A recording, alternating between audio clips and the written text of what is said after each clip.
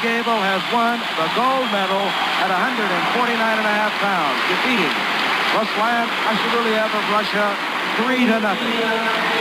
A regular decision for Dan Gable. And in my book, maybe the most dedicated athlete I've ever known. It's hard to identify with Dan Gable, the gold medalist and the legend that he is. But if you go back and realize that Dan Gable was not a terribly gifted athlete. He wasn't a superb physical specimen. He just decided, this is what I want to do, and this is what it takes to do it, and that's what he went out and did. And I think it's a great lesson for young people, and particularly in athletics, but it's a great lesson really in life. I mean, you can pretty much do what you want to do if you have the intensity and the mindset of a Dan Gable. Not all people have that, but certainly we can all take from it and improve what we have.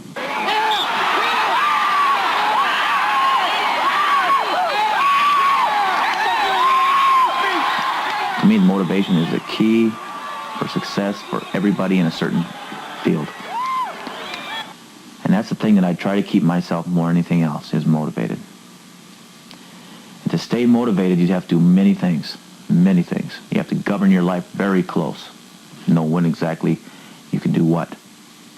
You also have to know when you have to go looking for things to help motivate yourself. How long it takes to change? 1 second. This year, the motivation, Oklahoma State, a team that was favored to win the National Wrestling Championship. But the University of Iowa's victory gave Gable his 7th consecutive NCAA title and proved once again that in a sport where mental toughness supersedes physical conditioning, Gable is a master psychologist. As coach of the 1984 U.S. Olympic team, his victory here also cast him further into the limelight of a sport he has revolutionized and for a brief time allowed an extremely intense individual the opportunity to unwind.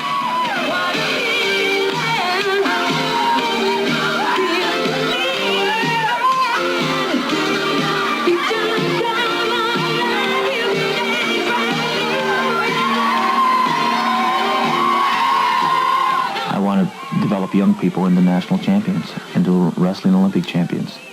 And I want to develop young people into being better young people, on the mat, off the mat, academically, in the world beyond when they go on. And so one of the key things besides wrestling is to me to develop an attitude in a young person that is going to make this a better place to live. Dan Gable's story is certainly one of heroic accomplishments through hard work and determination, but it's also the story of a consuming dedication to his sport, his family, his wrestlers and friends, and how he motivates their lives with a unique blend of intensity and compassion, an impact that can only be described as the Gable touch. Well, back to the hot box. Woo! Hot one, I'll tell you.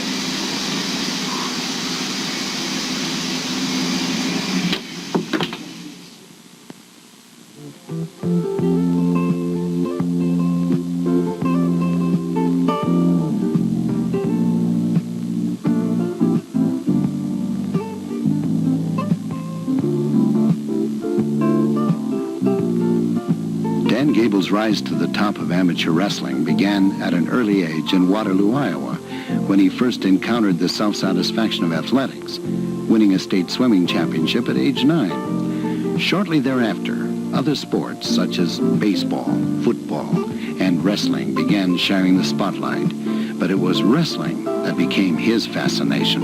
He caught on quick and excelled early. Well, I just think he just don't like to lose. You know, he just very dead set against losing. And he'd do anything he can to win and pay the price. You know, he worked real hard at it. He also learned his sacrifices, for early in his career, when making weight was essential and eating was not, he and his family both did without.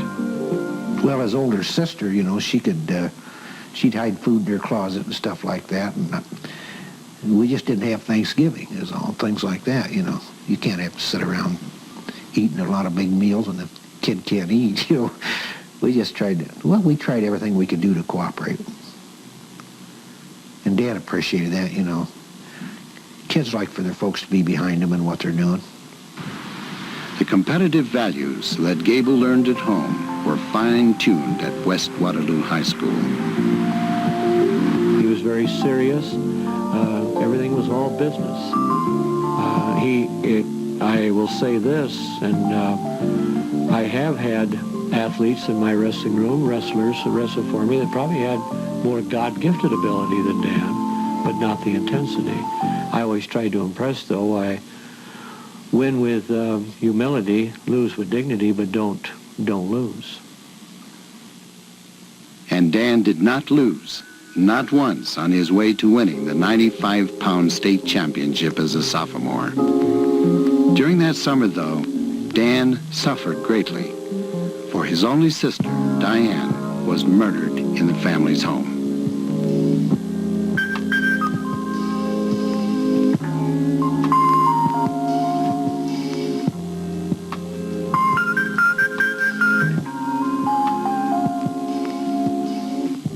I might have acted a little tougher than I really was, just so my mom and dad were able to cope with it a little bit easier.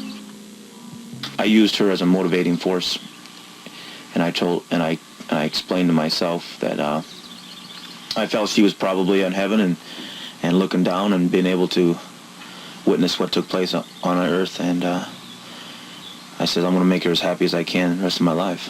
And I'm going to do a lot of things that make her proud of me. So just one of those things. You know, you can use them for different reasons, but I used it to help me personally, and I probably showed some of my emotions I hid some of my emotions to help people get by that time.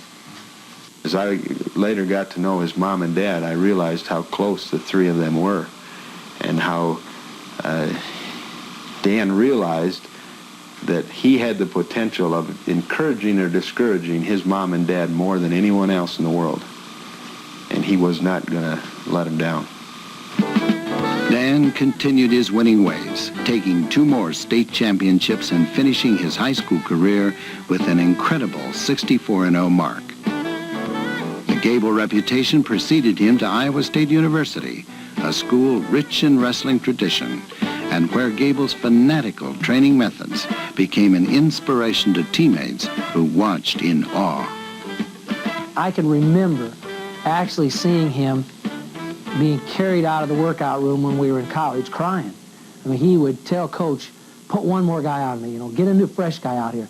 And, he'd be out there 30 minutes after practice was over asking Coach to put bigger guys, fresh guys on him, and he'd just keep going one more time, to the point where he was actually in tears or they had to carry him away.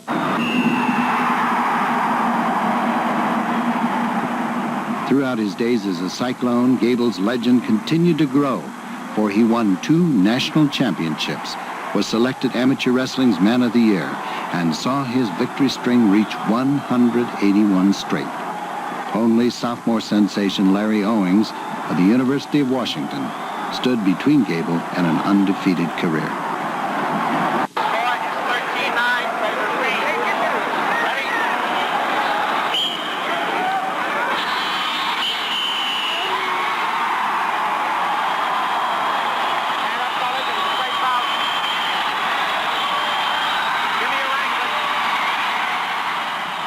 For the first time in 7 years, Dan Gable lost. In the 2 years that followed, Gable dedicated himself totally to becoming an Olympic champion, and in the 1972 Olympic Games, he went the entire 6-match competition without having a single point scored against him, despite suffering a gash above his eye and wrestling with 2 bad knees. What can I say? You dedicated your life to it. You were up there in the stands and you kissed that gold medal. It meant that much. I sure did. This is the tops in sports, winning the Olympics, and this is what I've been working for all my life, and I won it, and it's the greatest feeling I've ever had. Well, Dan, congratulations. I think he came along at a very unique time in wrestling, the development of wrestling, and just caught the imagination of American people. To this day, as I think back of just how enchanted American wrestling fans were by Dan in the Olympics, all Americans, whether they knew anything about wrestling or not. It's a phenomenon that continues today, for Gable is not only a folk hero, but a media figure as well. While Gable's exposure for wrestling benefits the sport as a whole, the continued success of the University of Iowa has drawn criticism from some members of the wrestling community who argue that Iowa's dominance may be harmful to the sport. It's a stinging blow to Gable and most coaches.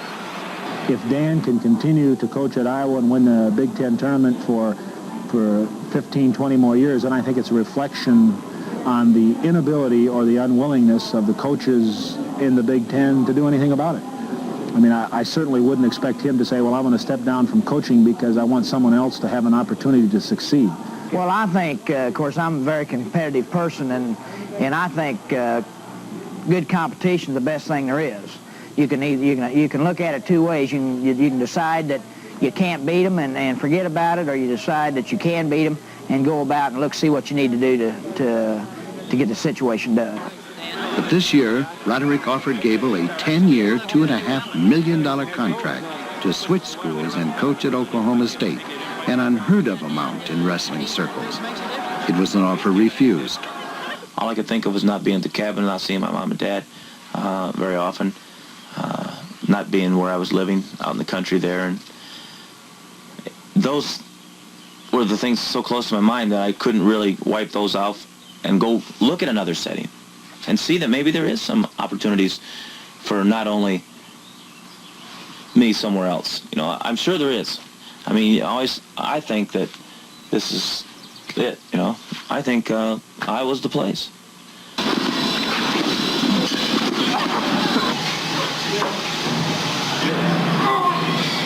If I see you not doing something, I'll put one of you down. A positive attitude is probably one of the best things.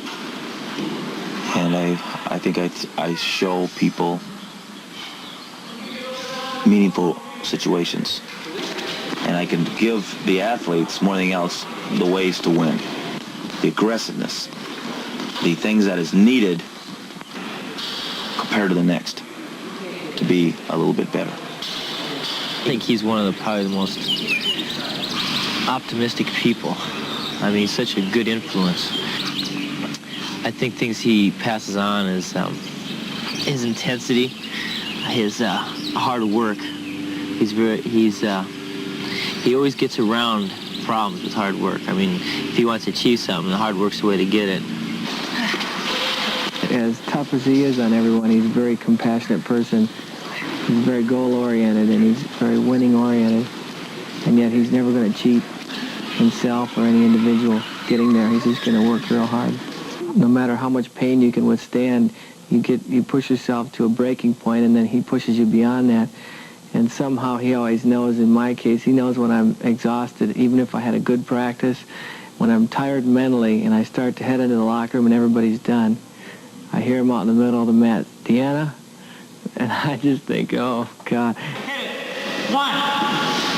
2, 3, 4, 5, 6. One of the neat things about Dan Gable as a coach is that no matter what he made us do as a wrestler, we could be assured that he had done it also, or he was doing it with us at that time.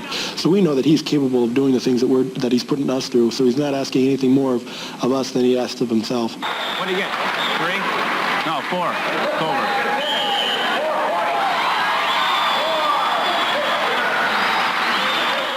I have never been so rewarded in my life as being a coach as I have been as an athlete. Much more rewarding as a coach. Much more. I just love to make people happy and feeling good about themselves. I love to make people satisfied, not only the athletes, but the parents, the fans, things like that. That's very important to me. He's out of it now. Needs a three-pointer. Oh, Lenny. He lost 2 already. Gotta turn him. Gotta turn him, Lenny. You lost 2. You gotta turn him, Lenny. You lost 2. Turn him. Lenny, turn him.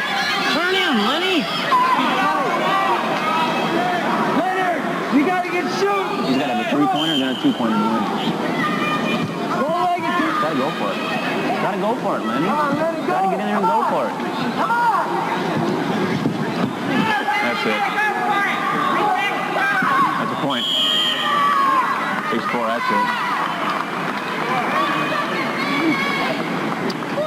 I tell you, that's depressing. That is depressing. That is depressing.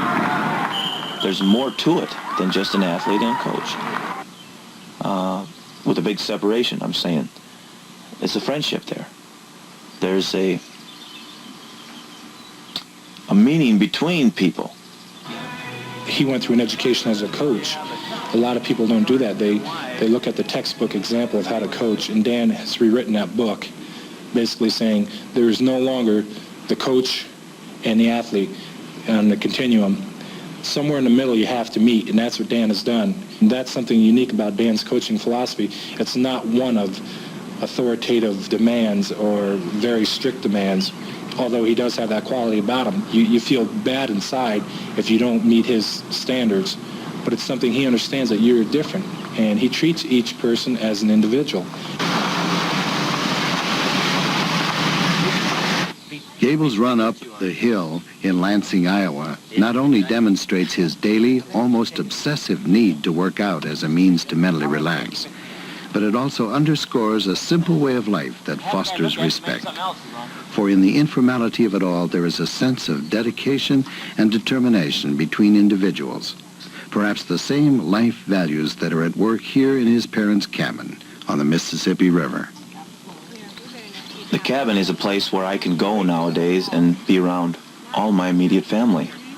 My mom and dad, my children, and my wife. And it's in a setting that I think is very important to me. It's been important to me all my life.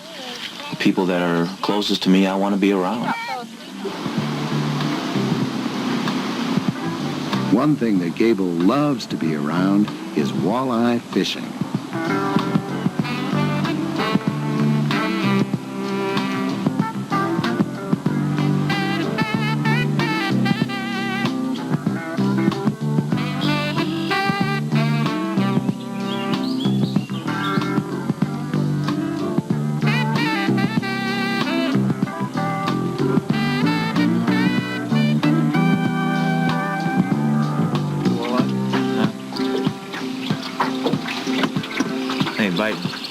It ain't bite, but yeah, I do got a little one. It's a real little one. What is that? It's a little sauger. Snagged him though. I didn't even catch him. Snagged him right in the side. Must have biting short maybe. Bye-bye. Whoops. No, I think a little cigar. I call these little cigars. Little cigar. Use these for bait.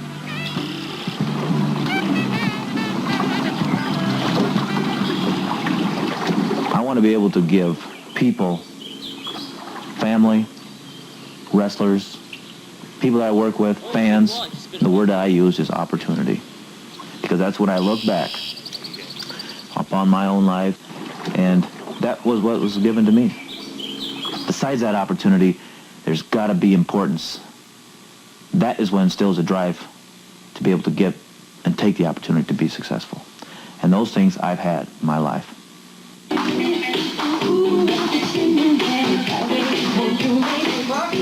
The outward signs of Gable's success can be seen here at his country home on 26 acres of timber outside of Iowa City.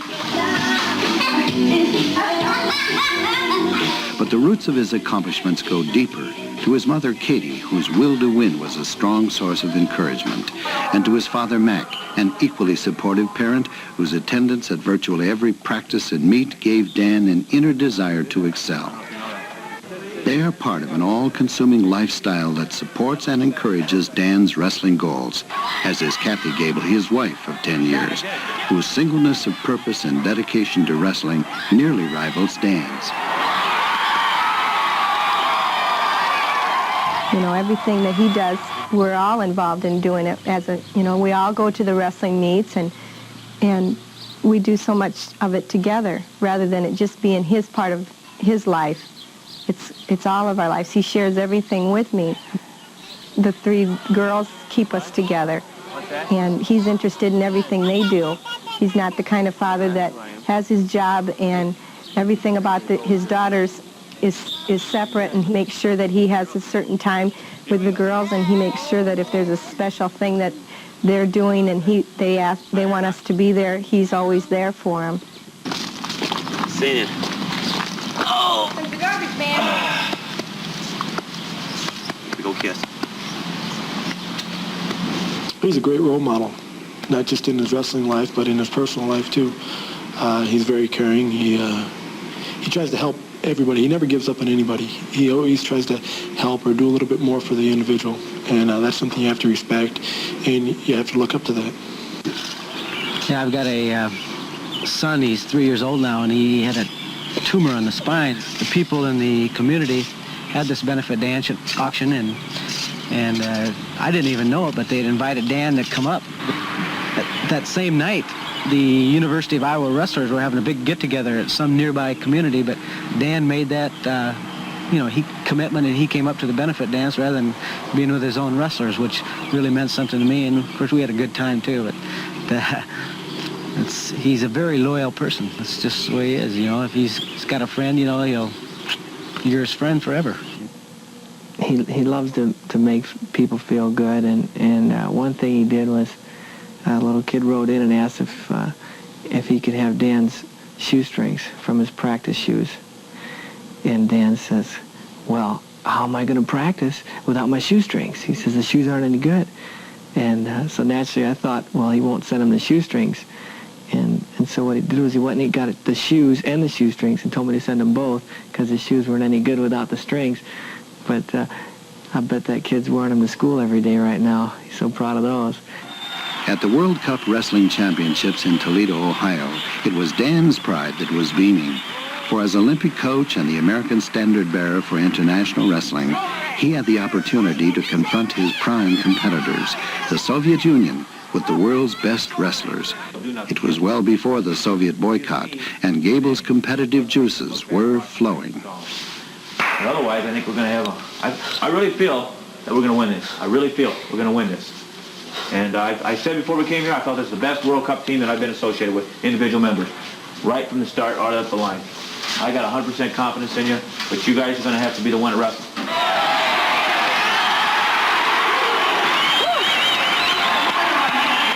I want you either ahead or...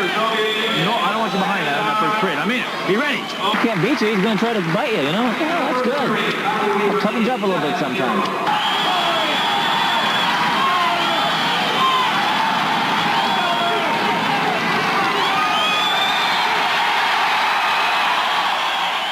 I really haven't been able to get that fired up since the Soviet pullout. I'm very upset, but the thing that I really am keyed into is this: don't let it happen again. This is ridiculous. 80, 84.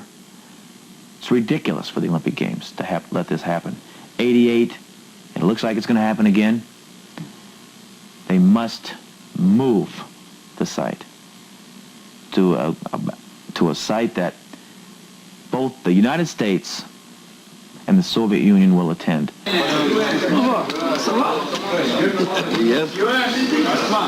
The World Cup not only represents perhaps the true nature of sports, where competition spans political ideologies, it also brings together friends, including two of the world's greatest wrestlers, Alexander Medved, a three-time Russian gold medalist, and Ivan Yarygin, another 1972 gold medalist and the Soviet Union's Olympic coach. Of course, when they're on the mats, they're competing against each other, but off the mats, the athletes become extremely good friends. Dan Gable and I have been very good friends for 14 years now, and in those 14 years, I've never once known for Dan Gable to bring up anything political between us. There's no such thing as politics among athletes. I wish the entire world could get along as well as the athletes, the wrestlers, do. It would be a lot better world if everyone were just all friends as we are.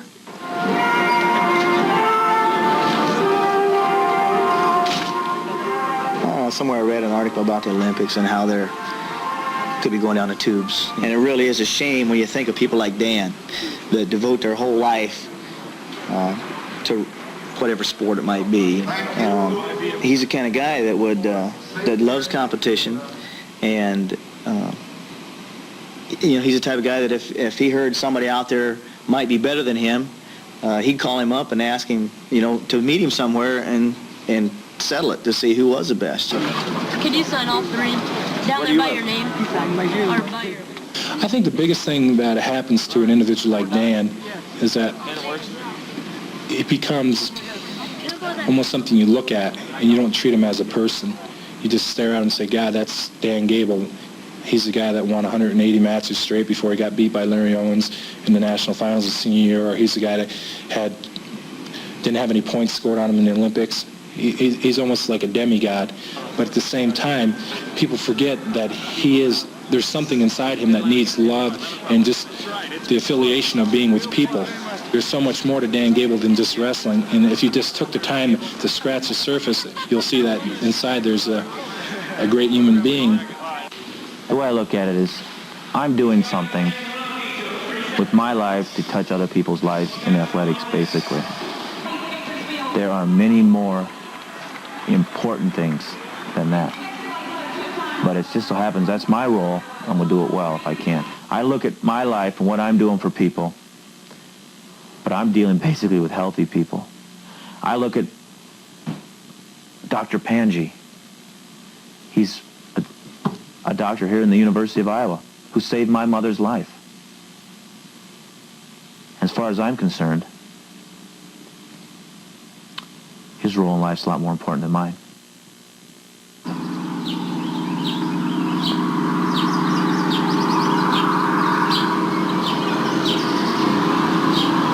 Okay, read. That's a good idea, Ernie, said Bert. He was looking out the window for Mr. Hooper's store. Ernie, cried Bert. What could have happened to him? He must have been bird-napped, said Jennifer. Is that what you said, Jennifer? Mm-hmm. I'll put out an AKA. What's an AKA? Asked Bert. It's an all-kid alert, said Jennifer. So Jennifer and Annabelle told everybody they saw to be out on the lookout for the blue and gray pigeon named Patrick. Paco even tried to pick up the scent. Who's Paco? You know Paco. That's a little dog. Mm-hmm. As the all-kid alert spread the word about the missing pigeon, Bert worried more and more. Don't worry, Bert, said Ernie. We'll find Patrick somehow. But no one found a single clue.